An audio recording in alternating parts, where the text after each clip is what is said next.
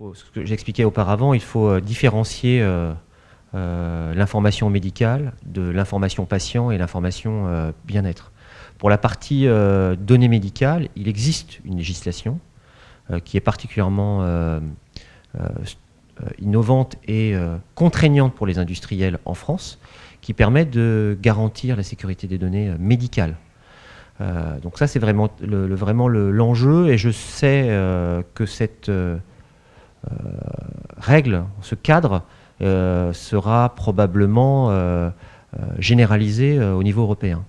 Sur la partie données patients, c'est-à-dire les données dont le patient a la propriété, lui peut décider de les mettre à disposition. Il en est propriétaire, donc si elles ne sont pas diffusées dans un cloud, elles sont sécurisées. S'il prend la décision de manière volontaire de les diffuser dans un cloud pour obtenir en contrepartie soit du service, soit une rémunération en faisant partie d'une cohorte pour un laboratoire pharmaceutique, ça c'est de sa responsabilité. Donc, et ensuite vous avez les données de bien-être qui elles sont diffusées et qui sont déjà traitées par nombre d'acteurs du digital.